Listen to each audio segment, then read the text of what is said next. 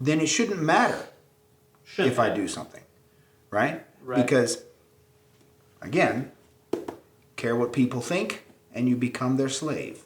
Approach all things with reason. Reasonable. Dissent.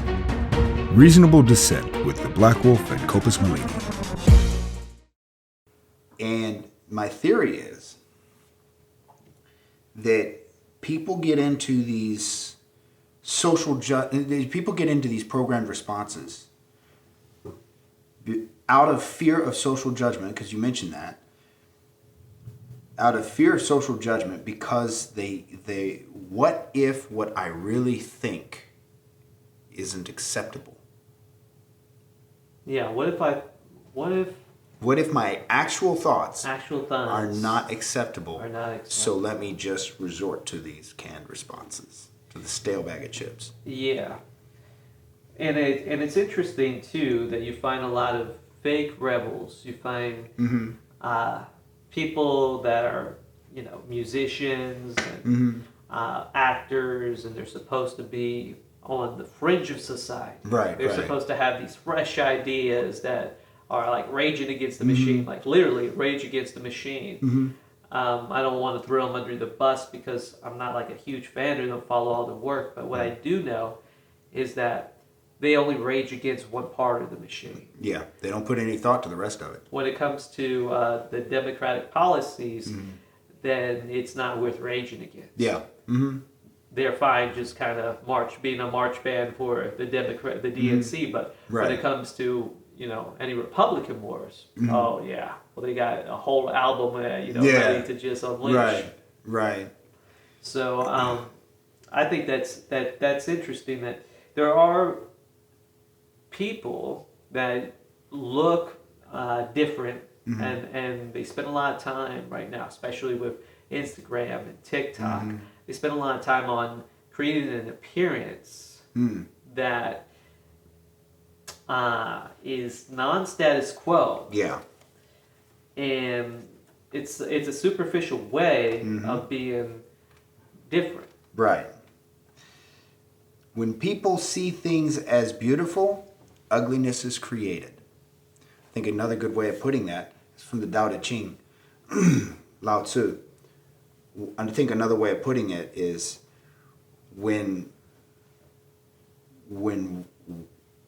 how would you say that? When one thing is considered the standard of beauty and it becomes average, at that point it becomes ugly. Because you can't find anything else. So I have this friend who... Well, that makes me think about classical beauty and the idea of all of these plus-size models that are getting like the cover of Vogue magazine and are getting a lot of money for being overweight. Just for being overweight. Well, they also are pretty. They got pretty faces. They got good style, and I mean they're models. So there's not much a model's supposed to do other than model a certain behavior, exactly. right? And their behavior or a certain is outfit. And I understand the marketing in a lot of people. Everybody's eating at McDonald's right now. We don't have any more skinny people left. Right. So you want a model that kind of looks like you, and you're like, hey, you know what? If I put on the makeup and I bought the clothes, I could look a lot like her, and she's desirable. It's going to be a lot harder for me to look like, Kim Kardashian, who's got a bunch of money into her butt and her face, and all these other hippo. The hippo. I mean, there's a lot of money into plastic surgery. And then we have fitness models, which I think are great, but they're not as popular. You have the BBWs, the big, beautiful women, and then you have the Kim Kardashians. And Kim Kardashian pays to get her body in that way, and she does some work. Right. But a lot of it she's public about it. Most of it's cash. That's it. A lot of it's cash. She works out. I'm not going to take that away from her. And then you get the BBWs who their job is to eat and keep acne from, jumping all over their body. Although, I mean, with filters, who the hell knows anymore? Right. Well, see, that's and right in the middle, you got the fitness models who are popular on Instagram, but do we know any fitness models by name? I mean, I know that Lil Wayne isn't dating a fitness model. He's dating a big, beautiful woman or a plus-size model. Which, you know what? I've had a lot of sex with big, beautiful women, and I don't necessarily find them unattractive. I do know they're unhealthy. Right. That's clear. Right. But I don't find them unattractive. And Being I do think that unhealthy there's a is certain not thing. Being unhealthy is not beautiful. That's the thing. Well, I don't know. I mean, why not? Well, think about what How all, long what are all we else keeping is these bodies? You know? True, but think about how much longer you could keep this body if you were in a better shape. If I was in better shape, how much longer would I live? Well, that's right. That is or how much questionable. better would I live? That's the next question. Better is probably a more accurate description of what you're saying, because I mean, there's too many stories about the guys that are running triathlons, but then get hit by a car or have a heart attack, or So it's not guaranteed. That's just irresponsibility, just like this is, But there was actually something I was headed get for. shot by the girlfriend. I mean, hey, I'll take the responsibility. Pick the wrong chick there. There's been this overflow of, as you pointed out, the filters that you find people taking pictures of themselves and they're filtering their faces, and they all now have this particular look. I know. My wife loves looking at my aunt's Instagram. So my aunts are in their 50s, and they have this filter that they use because they're both single at the moment. And they're drinking margaritas with this filter that makes them look like they're 25. Exactly. That was just going there. Because I have this individual that I know. She's been using it on every single one of her Instagram photos. And I'm sitting here going, you know what? You were much more attractive before the Botox and before the filters. Yeah. When I knew you, she's much more attractive, in my personal opinion, in person than she is on social media. But what's happened again is that it has become a standard of beauty to be plastic. And now it's average. And these women do not realize it. You're just another woman. Well, there's definitely a lot more pornography going on online. Everyone's got the OnlyFans page, and it's categorized pornography, something that we didn't have growing up. Yeah. We rummaged into the forest. All you did was search porn and it popped up. I looked at porn prior to the internet. I remember when I was 18 years old, like being like, oh, I'm gonna go get one of these magazines legally for the first time, and for it being like kind of a big deal. But yeah, then I remember the download speeds that you would get for like one image.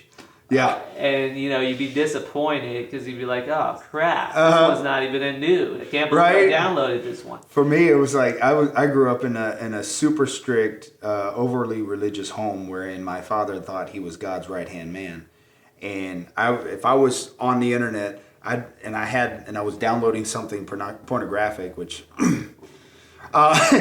I would, I'd say like save this image or something like that, and then I would minimize everything, hoping he wouldn't walk by and see it, in time. But I mean, I'd be doing whatever graphics or whatever, waiting for this damn thing to download in the middle of a whack fest.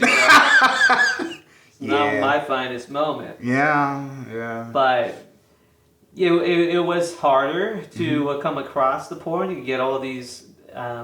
Viruses, and there were paywalls, and then Napster kind of came out, And you start to be able to get free music, and then the videos with the torrents, and then now we got categorized porn. I can't say the word categorized. Categorized. But what you end up with now is the prevalence of it, the fact that you can find it anywhere. Right. But one of the things, and you also see a resurgence of softcore because people are like kind of over the hardcore porn, and you see all these cosplay and Instagram and TikTok girls that have costumes on that are like more desirable and more popular than the full blown hardcore porn. Because I think everyone was like, well, geez, I've seen enough of all of this. What you start to see now is a reassignment of social judgment, whereas before it was socially unacceptable to look at porn and to be addicted to porn and things like this, to where now if you don't, you get socially judged. Do you think so? I'm starting to see that. Do you think most people judge people that don't look at porn? I think I think attitude towards porn. I think that when it starts to come up, because, for example, one of the things that used to turn me off of porn for many years was the fake acting, which again goes back to the canned responses. Sure. The terrible fake acting. Right. And I just couldn't get over this lack of plot and terrible acting, and so I never got to the meaty part. I thought I was like, this is porn? What I'm going to do is I'm going to create some porn with some actual character development. Right, exactly, right?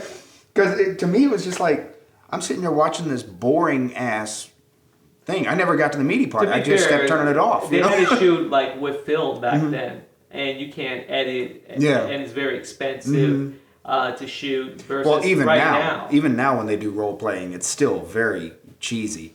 But still, the thing was, anytime I would say that, anytime porn would come up as a subject, and I would tell them I can't watch it just because of how boring it is. Yeah. Because I never would actually get to that point. I got judged. Okay. And it continues even to this day. It's like, eventually you're watching enough of it and it gets boring. Well, that's for sure true. I mean, I think most people don't go...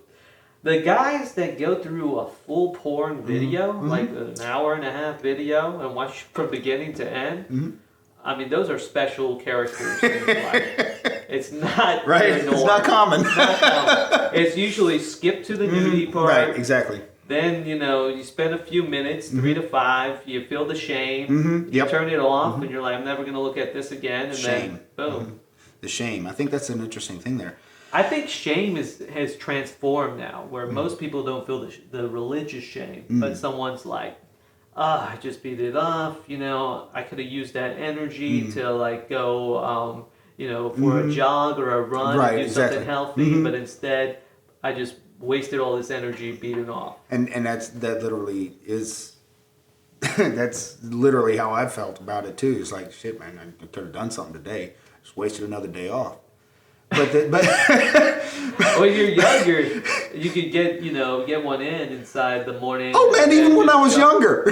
And then just jump in, and take care of your day. Get a little bit older, It's like go at it and go good night. But I think there is this issue of shame, that there's something there. We have been so judged over the years that it leads to an intense shame and fear of shame that can actually increase the behavior of which we are ashamed because we're hoping to get away with it. And I think that a lot of times what ends up happening, and I want to get back to the social judgment thing, but one of the things that ends up happening is that we can actually end up destroying our lives pursuing the thing that we're ashamed of. Yeah. We certainly can destroy our interpersonal relationships. This happens in narcissism. Narcissism is that shame and fear go hand in hand. Yeah. Right? They associate shame with their behavior, right? Then that shame leads to, through a course, to a defiance and a hope to normalize their behavior.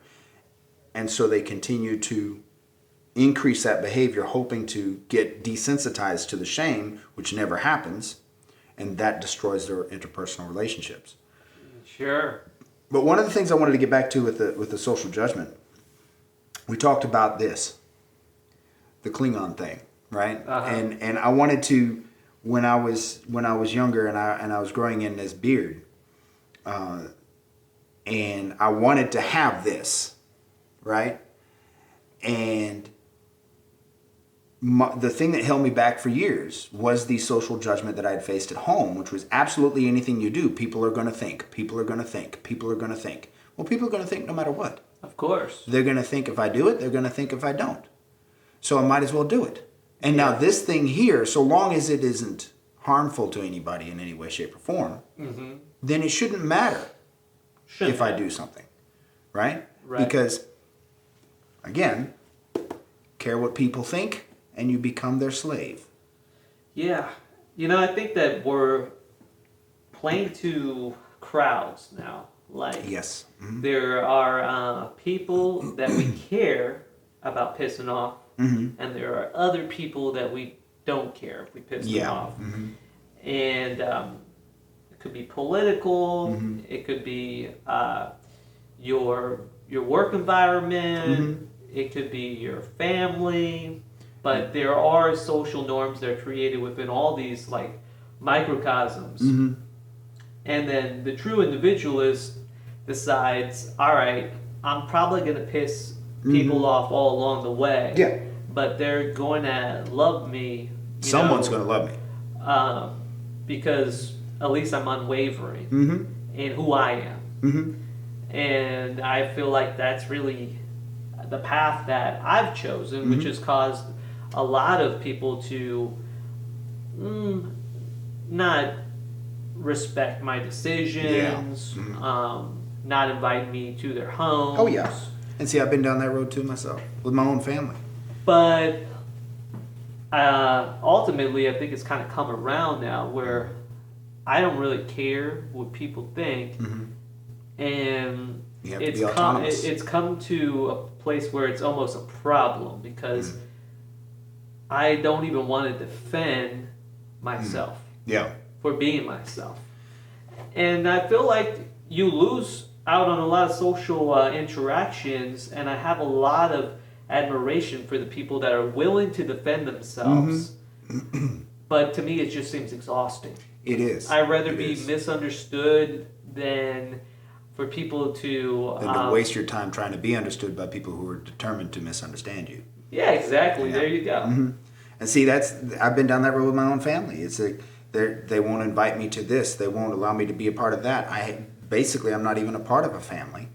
And my thing is, you know what? Okay, you're going to judge me either way. I am who I am. But at a certain point, my autonomy's got to kick in. It's not a matter of I'm being disrespectful to you. It's a matter of I'm not going to allow myself to be offended by your attempt to disrespect me. Right. You want to tell me what to do and who to be? Enjoy telling me. So are you got to pay the bill. There's still a quote from one of my favorite comedians, Tim Dillon. Are you a cancel your family guy? No. I mean, my thing is this. My door is open to my family. Yes. Okay. But so long as they act petty and childish, then they can do that on their time among themselves. If they want to be around me, then there's not going to be any ego wars. What obligations do you feel like you have to your family? I used to feel deeply obligated to my family. Now the only obligation that I feel to my family is to be a better person than them, and thereby be an example of a mature individual. I may not be the smartest, but at least I'm mature enough not to get involved in behavior that I think is petty. What do you mean you might not be the smartest? Sorry, do you come from a highly intelligent family where mostly where you feel like we're descended from Celts, from Druids, so there's that. I would like to say that there is the potential for extremely high intelligence, an intellect in my family, but those of us who are willing to pursue it don't have the money. And those who have the money think they already know. So you think that there's a barrier to intelligence based on financial? Well, that's the thing. It's like for me, I've been seeking wisdom. Sure. You know? So I may not have all the book knowledge that a bunch of people, that you run into today have. You don't have all the program responses? I don't have all the program responses. Enjoy your program responses, buddy, but I can actually think. Sorry. Yeah. And one of the things that wisdom has taught me is not to rub it in people's faces not to rub into people's faces things that I consider to be superior. Mm-hmm. If all you can do is remember the responses you were told to remember, that's fine. That's on you. I think that's on me. Yeah, sure. Well, I think that there are a lot of people afraid right now to open up about their political beliefs because it's become violent. Yes, very dangerous, actually. And I'm not afraid to talk about my political beliefs. I'll openly talk about them on the podcast. I'll have a conversation with any of my neighbors if they want to dig into the way I think about things. But I'm also not into advertising my political beliefs because they change every day.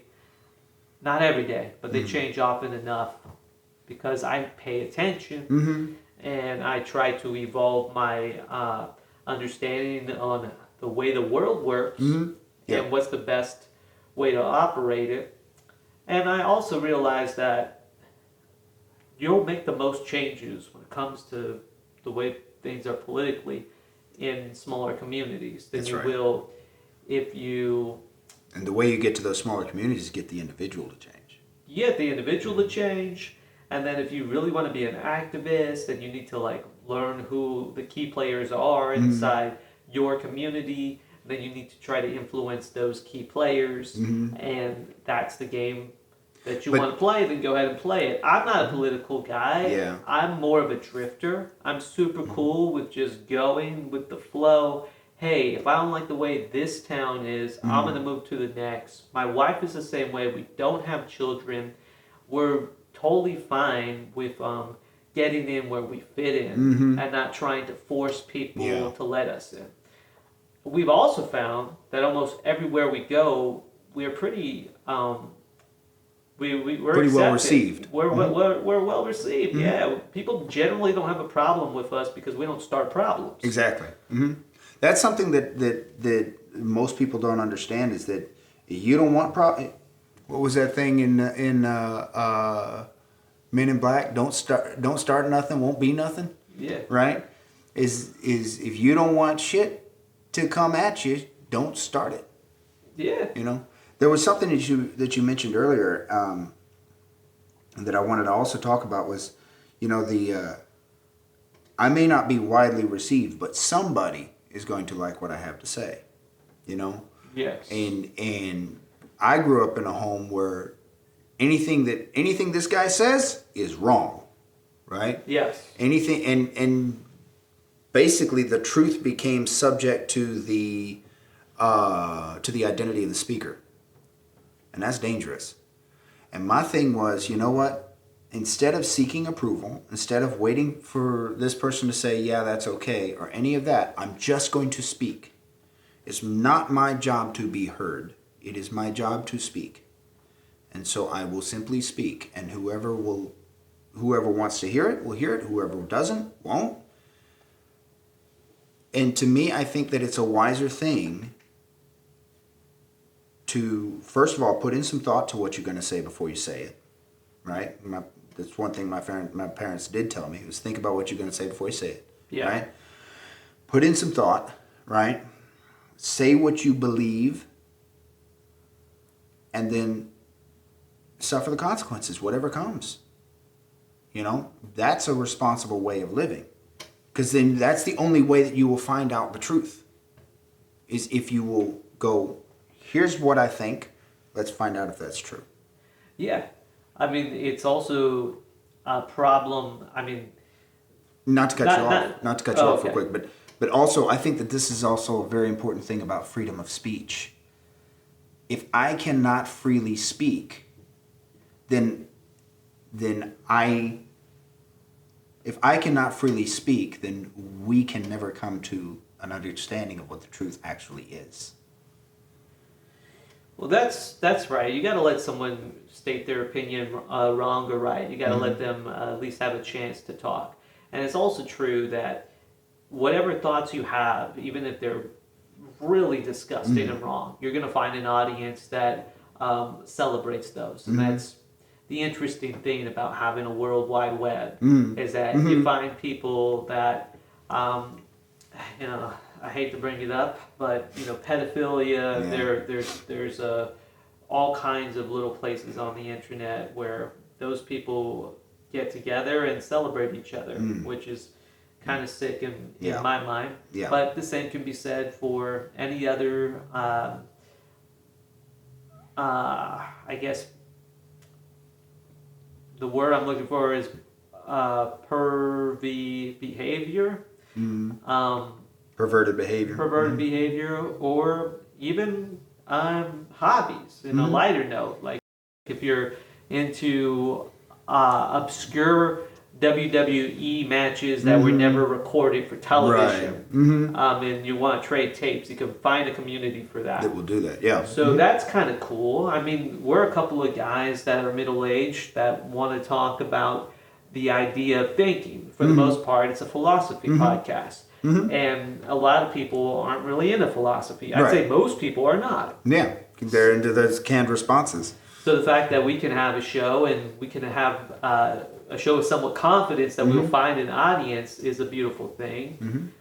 But yeah, people do get afraid to be judged. To be judged, and from someone that I guess has walked through the fires of shame, and I've often dated women that my family hasn't approved of. I've often taken career paths that my family hasn't approved of.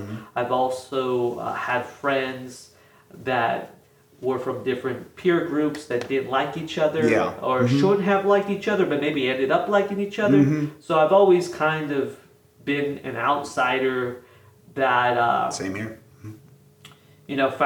Found his way into peace, really, which is interesting because I'm not the kind of outsider that's going to get anarchy tatted on my hands. I can't do that. Yeah, and go out and I'm not all on the revolution.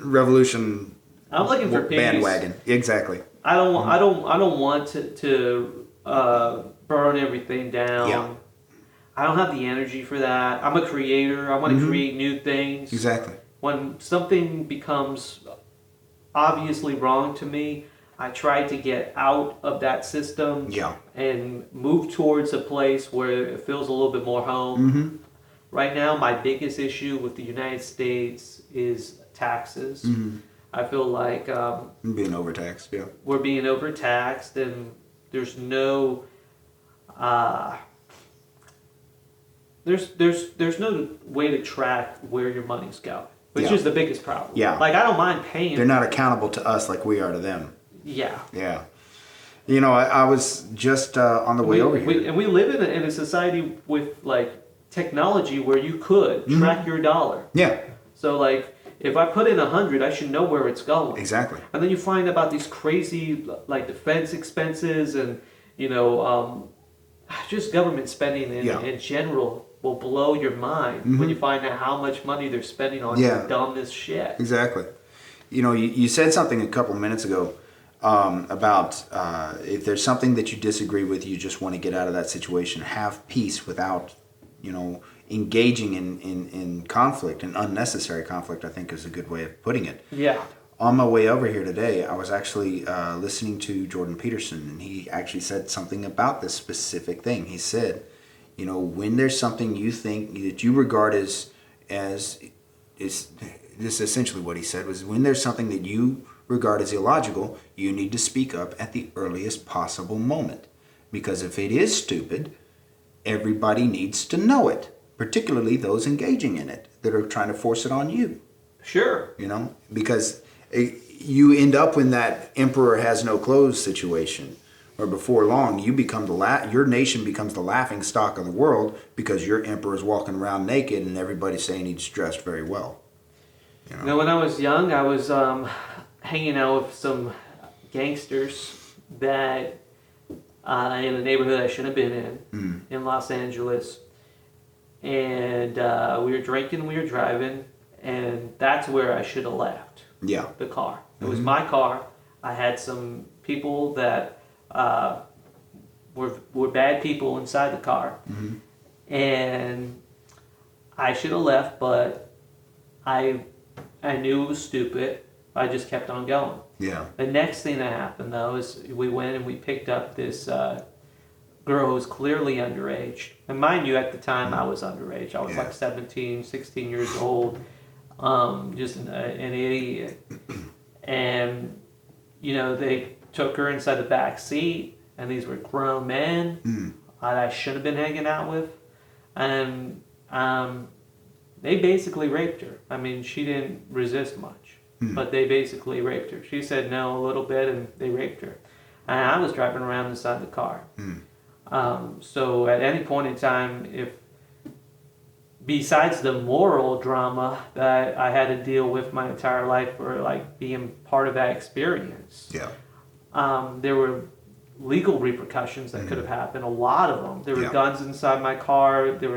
I was drinking and driving. There was an underage girl inside the car. And a lot of bad things could have happened.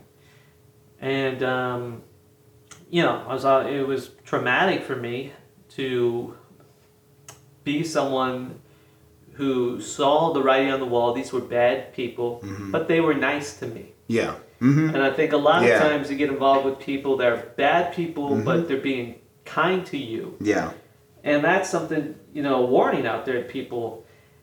If someone can do that behavior to anyone else, if someone could disrespect a stranger, and, you know, maybe threaten to hit them with a gun, or physical violence, or steal from a small business, or disrespect someone that, you know, is the same age as a family member of yours, an underage girl or a grown woman, nonetheless, or man, really. If someone is exhibiting behavior that you wouldn't tolerate being done towards you, then that's not someone you want to be friends with. Yeah, exactly. Eventually, it's going to come back because around to bite you. It reflects on you. Yeah. And I got lucky with that person where I cut ties after that night, and I never had to really deal with them again. Yeah. But I had that was the to that extent, I learned a lesson that day. Yeah. But I had to learn that lesson a few times again. Yeah. And eventually that scorpion stung me. Yeah. You know, repeatedly. So let's take that experience right there. Sure. Okay? Let's take that to the worst possible end. Right. Okay? Now, where you were, okay, you just mentioned that you had you're morally traumatized over that, right? Yeah. Yeah. Let's take that to the worst possible end. Right. Okay? The girl that they raped could have been killed. Could have been killed. Right? Absolutely. Let's say she's now living deeply traumatized. I'm sure she right? is. You're She's still alive. you're still dealing with it, right? Yeah. Now, to an extent, sure. Take that to the worst possible end and go all the way back to the beginning and go, where could I have said no? Right. And I should have just never came over to their place. Right. This is where wisdom, rather than simple knowledge. Book knowledge is one thing, but wisdom can't be got in a book. This is where wisdom has to step in. This is where people have to be taught. There is a point where you have to start asking why. And you have to come to a point where you're able to go, no. Right. To that. You have to set some personal boundaries, and that's character. You know, I had no character at the time. Morally, I was ambiguous. I knew what I was willing and wasn't willing to do. But You weren't I going to allowed engage in that behavior, but you allowed it around you, and it reflected on you, and it's hurting you now. Sure. But that's a lesson that's the thing, is that this is Well, part I of would say what... it's hurting me now because it happened a long time ago, and I made peace with myself. Right. I regret it. Mm-hmm. I wish, I tell the story to other young people that maybe, hopefully, aren't dealing with to something impart some as wisdom. extreme, Yeah. but might be dealing with some people that have bad behavior, are disrespecting other people, Right. and are hanging around with them because they have some, charisma, and, Yeah. and they think that they're cool. Yeah, exactly. But you and can't so- go based on the superficial. That's You the can't thing. go You based gotta off the look superficial. beneath that. Or But you see, can't this go is- off of how someone treats you. Yeah, because exactly. sometimes there's a common thread. Maybe I had the vehicle. Maybe that's why they like me. Exactly. Maybe we like the same music. That's why they like me. We were engaged in the same behavior. We smoked weed and we drank and popped pills. So we had those things in common. But if I hung around with long enough, Things could have gotten really that gonna bad. get turned on me. Exactly. And see, that's the thing. Is like, these are experiences that as, when you're younger, you learn these things and you hope to impart those upon the younger of this generation. The real blessing is in when you take these experiences and you go, okay, so there's a lesson here. I need to find that lesson and learn it so that I don't repeat the mistake. And I'm sure you and I both have many lessons that we repeated over and over again because we didn't quite learn it. Sure. Yeah. Well, you learn to an extent. At that day, I learned like, hey. I But don't then wanna you're sitting hang there going, around. wait a minute, I've been here before. Oh, well, let's just go there again.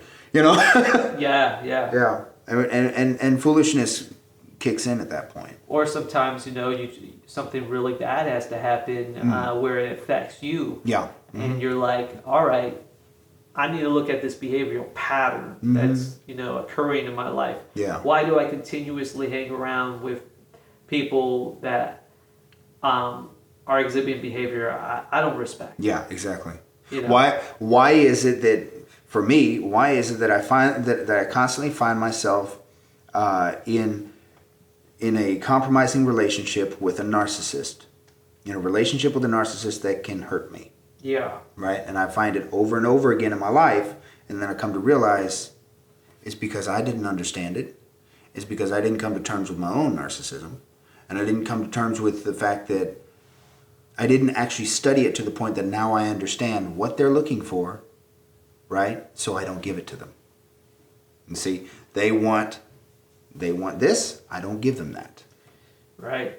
And like, I bonded with a lot of people in my youth through trauma. We were hurt people. I could see hurt inside other people. I'm an empathetic person. Yeah. And instead of bonding over our triumphs or recovery or aspirations to better ourselves, I would bond over despair, pain, and general pessimism. And it's so easy.